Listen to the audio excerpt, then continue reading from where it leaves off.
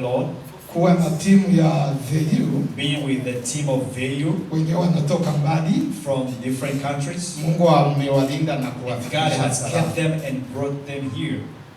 Bo sawa vile dokta amesema, As the doctor has said, mimi niko docteur mu leadership chrétien. I have a PhD in leadership, Na Christian leadership. nilimaliza kwa university hii. I graduated from this university. Na mbele nimaliza kwa university Before I hii, graduate from this university, nilikuwa mwanasheria. I Kwa was university ndo yenye nilifanya. I was of law. Leo Today, napenda tujifunze juu ya leadership. I want us to talk about leadership. Hatuwezi yasema yote yenye tulijifunza We masomo, cannot talk about all the things that we have lakini learned from this, tutasaidiana kidogo. but we're going to help each other.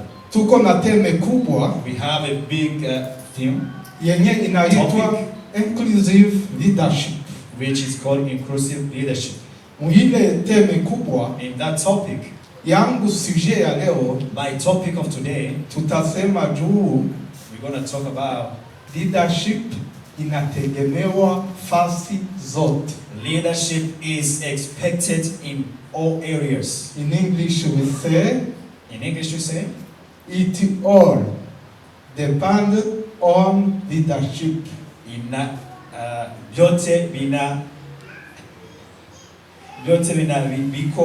vyote vinaendelea vinaendana na leadership. Tunaposoma Biblia sisi tuko wa Kristo, As we read our Bibles as a Christian, katika kitabu cha Mwanzo in Genesis sura ya kwanza na mstari wa 26, chapter 1 verse 26, tukiona tena Mwanzo and we see in Genesis also sura ya pili na mstari wa 13, chapter 2 verse 13, tunakuta Mungu alimuumba mtu kwa nafasi ya we find au out kwa image yake, God created a man in his image, akamuumba na and capacity he ya created kuongoza, him with a capacity of leadership. kwa sababu alisema tumuumbe mtu Let us create a man akatawale vitu vyote. so that he may overrule over everything. Ile inaonyesha ya kwamba Mungu alikuwa na ile idea ya leadership. It shows that God has that idea of leadership. Na tukisema kutawala When we talk about ruling, ni kumiliki na kuongoza. Kumiliki na kuongoza ndo kutawala. To own and lead. okay, to own and lead, kumiliki. Ile ndo kutawala.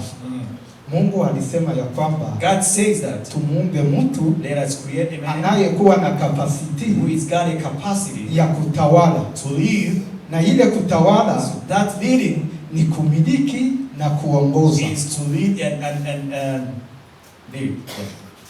Tuko na mtaalamu mmoja We have one man who is a wise man. anaitwa John Maxwell. His name is John Maxwell. Watu wote wenyewe walijifunza leadership, walijifunza All those ule. people that went through a leadership class, they learned about Maxwell. Ni mteolojia na He's a- mtu mwenye kuandika sana juu ya leadership. He is a theologian, and he wrote many books about leadership. Alisema ya kwamba kushinda na kushindwa He said that- inaambatana na leadership. He said, "Your failure, it's according to your leadership. It's God." Yeah, Ndio vile alisema. yeah. That's what Huko he said. mwingine mwenye anaitwa Yes. Loren There's another one called Lauren. alisema ya kwamba hii leadership inahitajika kwa ngazi zote za maisha. He said that this leadership is needed in all levels in our lives. Akasema katika maisha kuna ngazi 7 ya And he uongozi. said in our lives there is 7 levels of leadership. Jamani, ngazi moja ya uongozi. Let me say one level of leadership. Nchi ni ngazi ya uongozi. The country is another level of leadership. Education ni ngazi ya uongozi. Education is a level of leadership. Business ni ngazi ya uongozi. Business is a level of leadership. Vyombo vya habari vinahitaji uongozi. All the people who preach, the preachers or evangelists, they are the level of leadership. Utamaduni, sanaa na burudani vinahitaji uongozi. All those things that they need leadership. Akasema zile ngazi zote zinahitaji And uongozi. he said that all those levels, they need leadership. Kwa sababu sisi ni watumishi wa Mungu Because hapa, we are the servants of God. tunapenda tuseme juu ya uongozi wa kanisa, We want to talk about the church leadership. bila kusahau kama hata kujamaa yetu uongozi Without unahitajika. forgetting, even our families, we need leadership. Katika nchi yetu uongozi In our unahitajika. countries, we need leadership. Katika elimu uongozi In unahitajika. knowledge, we need leadership. Katika business yetu uongozi In unahitajika. our businesses, we need leadership. Lakini kwa sababu tuko wapastori hapa na watumishi wa But Mungu, because we are here pastors and the servants of God, tuseme juu ya uongozi wa kanisa kidogo let tu. us talk just a bit of church leadership. Tutasoma We're going to read Yohana John sura ya 10 verse 10, chapter 10, mstari wa 11. verse 11. Inasema hivi: It says like this: mimi ndimi mchungaji mwema. I'm a good shepherd. Mchungaji mwema hutoa uhai wake kwa ajili ya A kondoo good shepherd zake. that gives his life to his sheep. Ile ndo somo yetu ya leo. That is our message of today. Sawa wa pastor, sawa watumishi wa As Mungu. the pastors, as the servants of God. Yesu anadeklare hivi, Jesus says, asemi mimi ni mchungaji mwema, I am a good shepherd. na mchungaji mwema And a good shepherd anatoa uzima wake juu ya kondoo gives out zake. his life to his sheep. Sio mercenary. He's not a mercenary. Mercenary anaweza ona danger anakimbia, A mercenary can see a danger and he runs away. lakini mchungaji mwema hawezi But kimbia. a good leader or a good shepherd. Tuone sasa Cannot katika run away. somo hii ya Yesu Kristo So let us go through this Jesus' teaching. chenye tunaweza jifunza juu ya uongozi wa Yesu What Kristo. can we learn from this Jesus' leadership? Kuko ya mingi yenye tunaweza sema juu ya uongozi wa There are Yesu, many things which we can say about Jesus' leadership. lakini tutasema vitu tano tu. But we're going to say about 5 things only. Tutasema vitu tano We're going to yenye say about vinaonyesha 5 things uongozi which shows wa Yesu. the leadership of Jesus. Ukiona katika uongozi wa Kristo, When we try to see Jesus' cha leadership, kwanza first of all, alitafuta kutambua mapenzi ya Mungu, he was seeking to know the will of God. na katika yote alifanya mapenzi ya In Mungu. all the things he only did the will of God. Ilikuwa ni uongozi He was in leadership sawa sawa na mapenzi ya Mungu. according to the will of God. Kwanza katika kitabu cha Luka In the book of Luke, amesema ya kwamba nimekuja ili nitimize mapenzi he ya said Bwana, that I have come to fulfill the will of God. na kutimiza mapenzi ya Bwana ndiyo chakula chao. For me to fulfill the will of God, that's my food. My food is to fulfill the will of God. Ile inaonyesha kama ilikuwa preoccupation yake kubwa That shows that it was his preoccupation.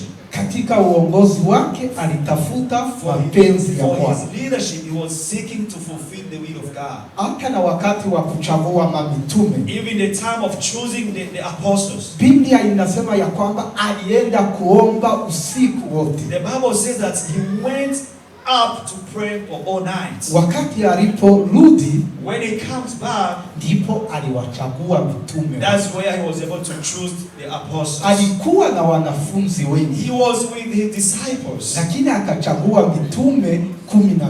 but he chose 12 disciples. Na mbele ya kufanya kazi hiyo Before doing that work, alitafuta mapenzi ya he Bwana. was seeking to fulfill the will of God. Ile inaonyesha mbele ya kuwa mitume wa Bwana That shows before becoming the disciple of nafaa God, tuanze kuwa wanafunzi wa Bwana. we need to become the disciples of Watu Christ. wanakimbilia kuwa waapoti mbele ya kuwa wadisipu, People are running up to become the apostles before becoming the disciples. lakini Yesu alikuwa na wanafunzi wengi. But Jesus was with different, many disciples. Miongoni mwa wale wanafunzi In the midst of them, ndipo akachagua that's when mitume he was kumi. able to choose the apostles.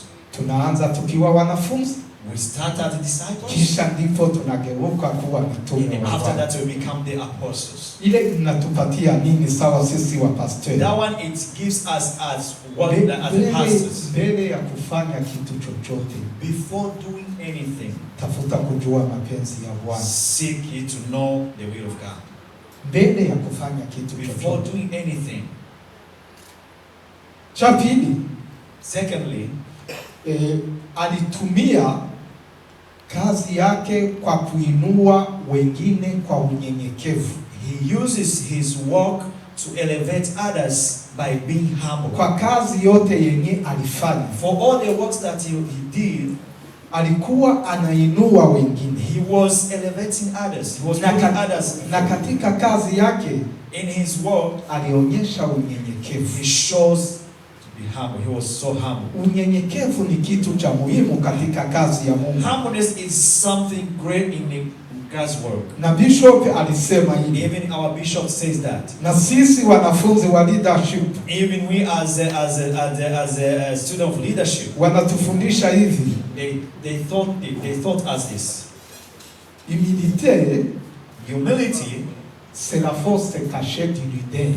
is the power which is hidden for a leader. Wengine wanaona kama c'est la faiblesse apparente. Others, they see that is a weakness. Wa dunia wakituona na humilité, People of this world, when they see us being humble, c'est la faiblesse apparente. they say that is a weakness. Mais Biblia inasema ya kwamba ndiyo nguvu ya kufichana katika mwongozo. But the Bible says that's where there is a power of being in the. Tukisoma katika kitabu cha Wafilipi, When you read in the Philippians, sura ya pili mstari wa 5 hadi chapter 11, 2, verse 5 to 10, Yesu anasema hivi, Jesus says, muwe na nia ilikuwa katika Yesu Kristo. have that heart that was in Christ. Ilikuwa ni nia ya unyenyekevu. That was the heart of being humble. Alinyenyekea He was humble hata akakubali kufa and he msalabani, accepted to die on the cross. na kwa sababu alinyenyekea, Because he was humble, Mungu alimpandisha and God elevated him. akampa jina lipitalo majina And they yote. gave him a name above all other names. Tujifunze kunyenyekea katika So let us uongozi. learn how to be humble as a servant of God. Cha tatu, Thirdly, alikuwa na vision ya Mungu. he had